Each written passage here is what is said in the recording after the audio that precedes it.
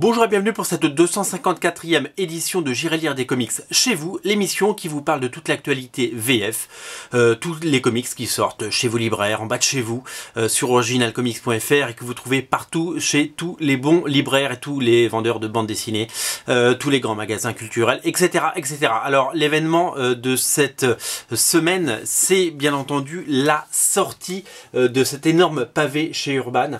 Ça s'appelle DC Universe Rebirth. C'est tout simplement le début en VF de Rebirth. Alors Rebirth, c'est quoi? Rebirth, c'est l'espèce de relaunch qu'a fait DC l'année dernière. Il y a eu les New 52 il y a quelques années et ils ont décidé de redonner un petit coup de frais, de corriger des choses qui n'étaient pas parfaites dans les New 52 pour redonner du sang frais, pour redonner de la fraîcheur à tous leurs titres et puis surtout pour relancer les ventes parce que les ventes étaient devenues catastrophiques. À part Batman, plus rien ne se vendait avant ce relaunch qui a été un franc succès aux États-Unis et qui va l'être sans nul doute également en France. Alors qu'est-ce que c'est que DC Rebirth? C'est tout simplement la continuité de l'histoire de ce que vous avez pu lire dans les New 52, d'ici Renaissance en VF, puis dans Convergence, et donc ce nouveau postulat de départ va créer un grand chamboule-tout à nouveau chez DC. Les auteurs vont également se mixer et changer de titre, changer de cavalière, on va dire, et donc nous proposer plein de numéros 1. Donc la façon dont s'articulait le relaunch aux États-Unis, et je vais vous expliquer comment ça marche en France, c'est que d'abord il y a eu un one-shot qui s'appelait DC Universe Rebirth, Jeff Jones, Gary Frank, donc qui racontait une histoire courte sur chaque personnage et pour nous donner les bases, si vous voulez, de leur future quête et de leur nouvelle situation, de leur nouveau statu quo. Donc ce one-shot de 80 pages est présent là-dedans, vous ne pouvez pas le rater, j'arrive plus à parler, et suivi de différents one-shots. Chaque personnage a eu droit à son one-shot. Il y a eu un Batman Rebirth, il y a eu un Superman Rebirth, un Wonder Woman Rebirth, et c'est ça qu'on trouve dans cet énorme pavé de 600 pages. C'est tout simplement tout l'ensemble des one-shots, aussi bien celui de Superman, Batman, Green Lantern, Wonder Woman, Suicide Squad, les Titans, les Teen Titans, enfin voilà, il y a énormément de one-shot. Il y a vraiment l'intégralité de tout ce que vous pouvez trouver. Tous les one-shots sont disponibles dans ce pavé. Il ne coûte que 35 €, et il y a 600 pages, c'est-à-dire que c'est la taille d'un omnibus, 600 pages, et c'est le prix d'un Icons chez Panini, sauf que là on est chez Urban, et quand on est chez Urban, il y a du beau papier, voilà. Donc c'est hyper complet, c'est un petit peu ce que, si vous voulez, ce que vous devez lire pour découvrir. Après vous ferez votre choix. Sachez que DC Rebirth va être joué à la fois en kiosque, avec des magazines, par exemple Batman Rebirth en kiosque, il y aura la série Batman et la série Detective Comics dedans, et également en album. Il y aura tout simplement Batman Rebirth tome 1 avec le premier arc par Tom King et David Finch. Voilà, donc vous pourrez faire votre choix, choisir si vous le souhaitez de les collectionner en kiosque ou de les collectionner en album selon votre budget et selon vos préférences, bien entendu. Voilà, pour moi ce pavé est absolument incontournable. Je sais que c'est un carton, je sais que sur originalcomics.fr on en a vendu des tonnes pendant le Free Comic Book Day, donc vous êtes très curieux et vous avez très envie de savoir, et c'est surtout que 35 € pour 600 pages, c'est vraiment un super bon deal, donc je vous invite à vraiment sauter dessus. Alors, chez DC Rebirth, il y a vraiment d'autres choses hyper intéressantes. On parlait du kiosque. Si vous ne voulez lire que le one-shot, le fameux one-shot de 80 pages par Jeff Jones et Gary Frank, absolument magnifique, et Tan Van Sciver et d'autres dessinateurs absolument talentueux, eh bien, vous pouvez le prendre en kiosque. Alors, vous savez que les kiosques ont grandi chez Urban. Maintenant, les kiosques sont dans un format magazine, un format deluxe. Ça coûte 4,50 €, ça s'appelle Justice League hors série numéro 1. C'est un nouveau départ et ça nous présente donc ce one-shot, l'intégralité, pour seulement 4,50 €. On va savoir ce qui s'est passé à la fin des New 52 et ça va ouvrir donc la porte sur ce nouvel univers et cette nouvelle continuité qui va être très facile d'accès pour tous les nouveaux lecteurs. Donc si vous voulez ne lire que ce one shot, il coûte 4,50 € et vous le trouverez chez votre marchand de journaux. Je sais qu'on en a plus sur originalcomics.fr, je sais qu'il y en a plus sur Amazon, je sais que c'est très difficile à trouver, que vous êtes très nombreux à nous avoir laissé des commentaires un petit peu partout sur YouTube, Facebook et ailleurs en nous disant où est-ce qu'on peut le trouver, où est-ce qu'on peut le trouver. Je ne sais pas. Pour le moment, je ne sais pas. Dès que j'aurai des infos, je vous le ferai savoir. Il y a un autre one-shot, enfin un autre album qui s'appelle Justice League, le retour des Titans.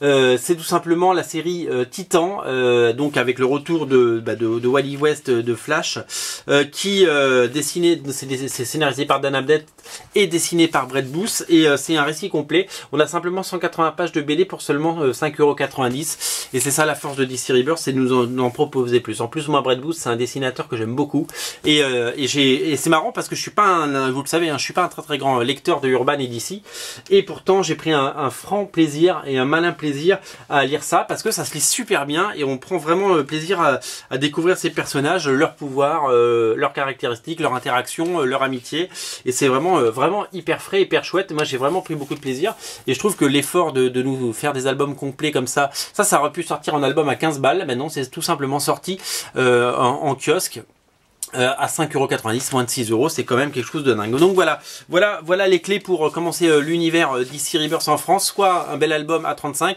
soit vous pouvez opter pour les kiosques, et pourquoi pas tout prendre si vous le souhaitez. Mais en tout cas, vous avez le choix, et puis on reparlera de la sortie des albums au mois de juin, puisqu'il y a Batman Rebirth qui sort. Il y a également Suicide Squad Rebirth, on a une couverture spéciale nous par Jim Lee qui est absolument merveilleuse, je vous invite à la découvrir, c'est vraiment quelque chose de chouette. On fait un détour chez nos amis de Panini avec un titre que j'attendais expressément, c'est Empress, c'est la nouvelle série de Mark Millar dans le label Millar World, comme vous pouvez le voir ici.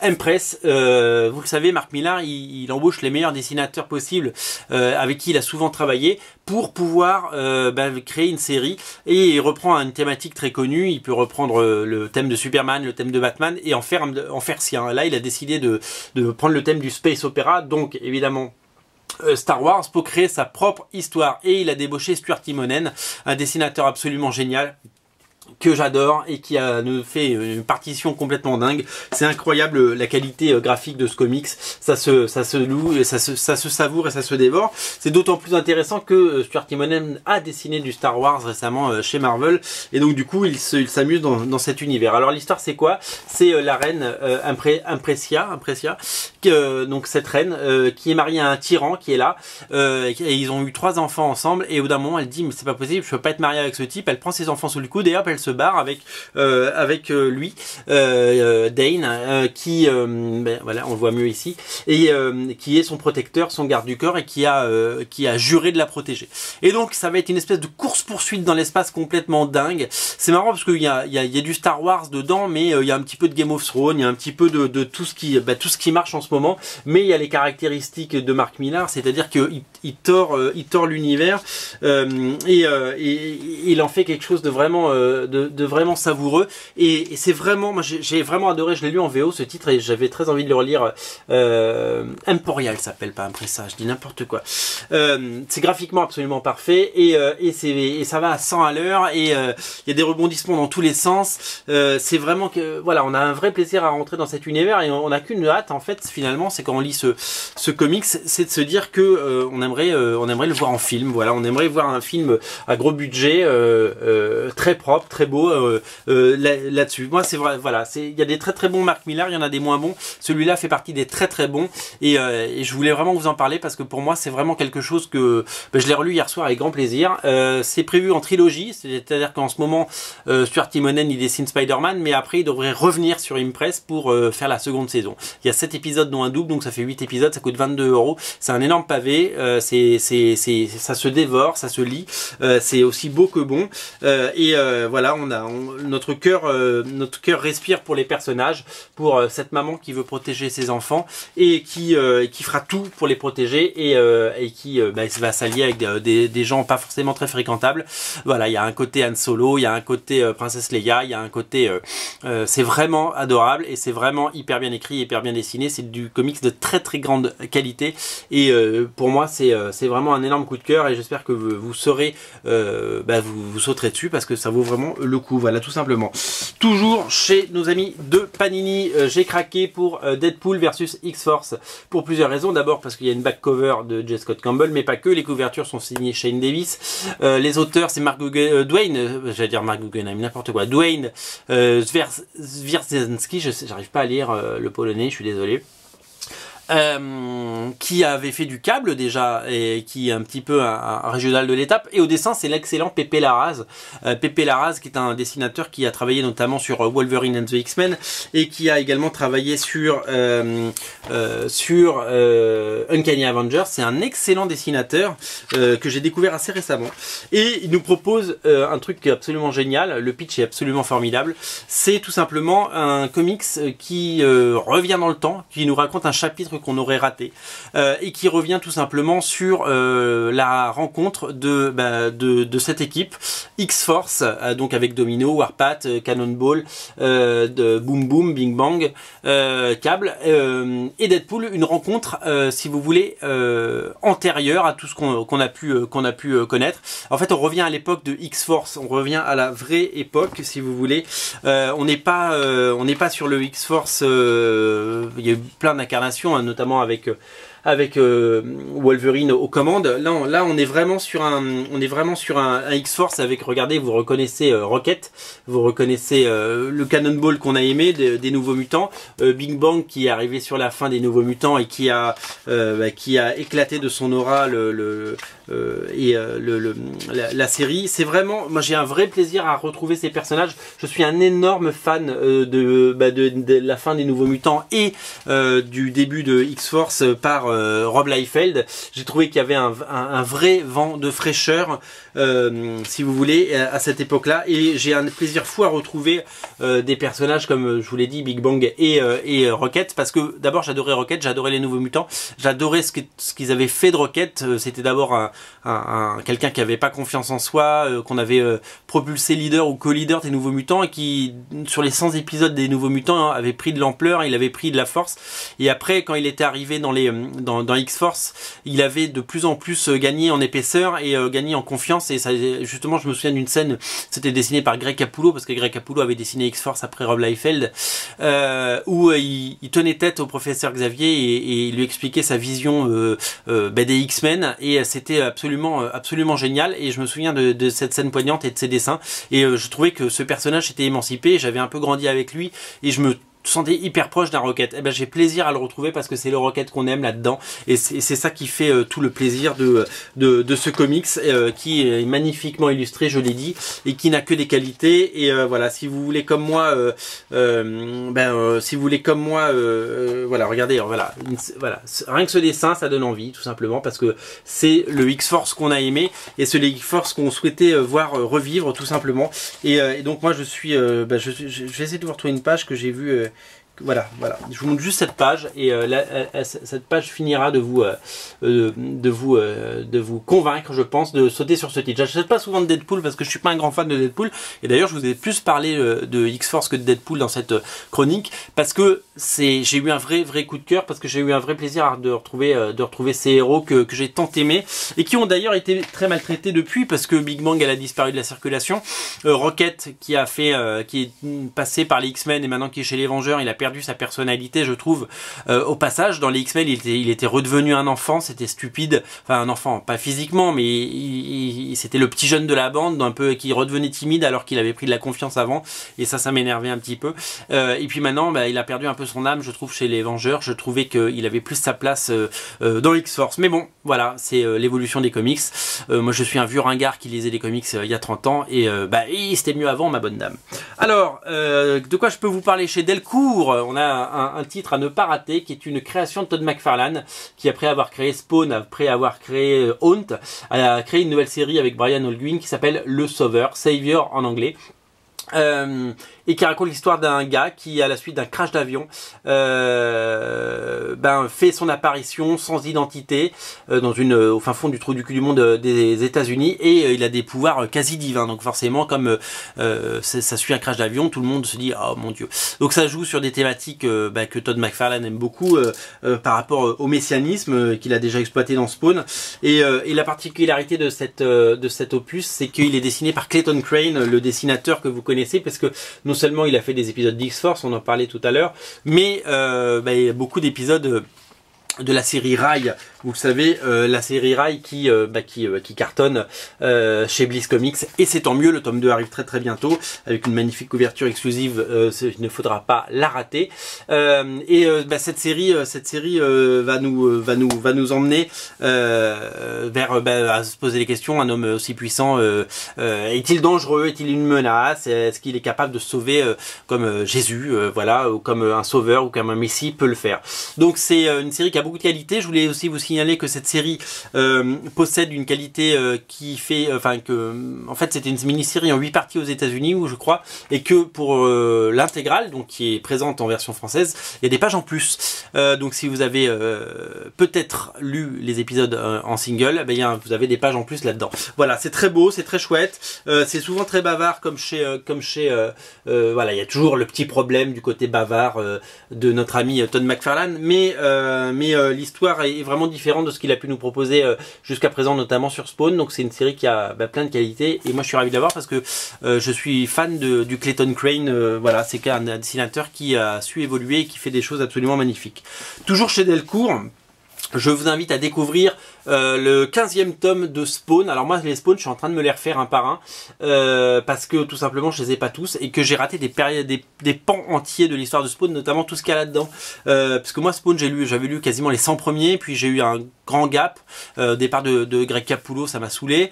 J'ai eu des épisodes d'Angel Medina que j'ai lu. Après j'ai dû lire le 150 et finalement voilà, il y a plein d'épisodes que j'ai pas lu. Et donc là typiquement on est sur les épisodes autour de l'épisode 160, voilà, 157, des épisodes que je connaissais pas du tout, dessinés par Philippe Tan. Je ne savais pas que Philippe Tan était aussi doué et aussi talentueux. Au scénario, c'est David Hein qui fait des choses assez intéressantes, qui nous emmène Spawn dans la continuité de l'errance de Spawn qu'on avait depuis des années, assez nouvelle. Et donc voilà, donc ça c'est une réédition, je suis même pas sûr que ce soit déjà sorti en VF. Mais en tout cas, c'est des inédits en album, et c'est un vrai plaisir parce que moi je vous dis, c'est un pan entier. C'est déjà le 15e volume. Si vous voulez, en fait, je vous explique Spawn comment ça marche. Si vous voulez vous mettre à Spawn, Spawn est réédité en album où il y a 12 numéros par tome. Et donc voilà, ça c'est tous les 15 numéros, voilà, les 15 albums, ils sont tous disponibles, vous pouvez les prendre. Et puis après, il y a eu, à partir du numéro 200, chez Delcourt, ils ont renommé ça la saga infernale. Donc il y a 8 tomes, et après ils ont appelé ça Spawn Renaissance, et il y a 3 tomes. Voilà, le 3e arrive. Voilà, Spawn, c'est toujours intéressant à lire, donc je vous invite vraiment à le faire. Voilà, tout simplement. Coup de cœur du côté des indépendants, puisque c'est un comics auto-édité, ça s'appelle Steam Doll, c'est franco-belge, mais c'est du steampunk. Là je vous montre l'édition collector originalcomics.fr, disponible seulement sur originalcomics.fr. Un comics à soutenir d'abord pour ses magnifiques qualités graphiques. C'est-à-dire que pour un comics, on va dire amateur, et c'est pas amateur pour moi, c'est professionnel, mais on va dire auto-édité, c'est d'une grande qualité graphique, d'une grande maîtrise. C'est signé Johan Peter et Étienne Vritov. J'espère que j'arrive à dire ton nom normalement. Voilà, on est dans un futur rongé par une industrie et des citoyens complètement oppressés par un tyran, et évidemment une forme de rébellion va apparaître, rébellion contre ce monde oppressant et ce monde peuplé de robots un peu complètement déshumanisés. Énormément de bonus et une édition collector à 100 exemplaires disponible sur mon site originalcomics.fr, bien entendu, et donc si vous le voulez, faut pas le rater, et c'est quelque chose qu'on a décidé de soutenir, et on portera bien entendu les prochains numéros. Là on est sur le prologue Steam Doll. Si vous aimez le steampunk, si vous aimez Lady Mechanica, si vous aimez le Far West mais avec des boulons, de la fumée et de la vapeur, et bien ce comics est pour vous. Je vous signale la sortie, et on en est très fiers, enfin on en est très fiers, j'ai rien à voir là-dedans, mais je suis très fier de vous le présenter. Ça s'appelle Aliens Solitaire, c'est scénarisé par Chris Robertson, dessiné par Patrick Reynolds. La couverture est signée Fiona Staples. Aliens Solitaire, c'est un comics d'une beauté absolument magnifique, c'est absolument dingue, et je tenais à vous le présenter parce qu'il sort cette semaine. et que c'est important de soutenir les petits éditeurs comme Veta, et je voulais vraiment vous le montrer, vous le remontrer, cet Alien Solitaire. Je crois que je vous en ai parlé la dernière fois, mais il sort cette semaine et c'était très important de vous le remontrer rapidement parce que ça va couper.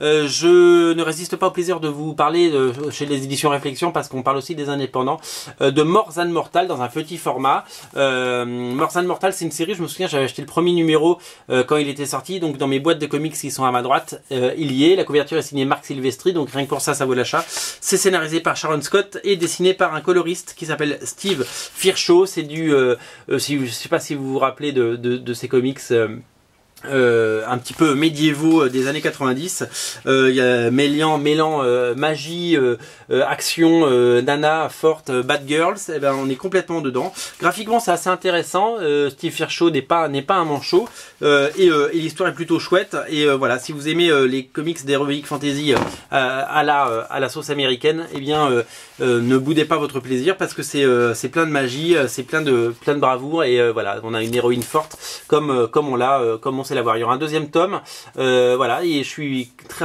ravi de voir que nos amis de Édition Réflexion ont décidé de sortir cette série qui sort un petit peu de nulle part et qui était complètement oubliée. Je suis même pas sûr que ça existe encore aux États-Unis. Voilà pour aujourd'hui. Lisez Empress. Voilà, ça c'est les titres à ne pas rater chez Panini. Empress et X-Force Deadpool. Et puis pour DC Rebirth, vous savez ce qu'il vous reste à faire, puisque vous avez cet énorme pavé, voilà, disponible absolument partout. Voilà, c'est la fin de cette émission. On se retrouve très bientôt. J'espère que ça vous a plu. Moi, c'était un vrai plaisir. Salut.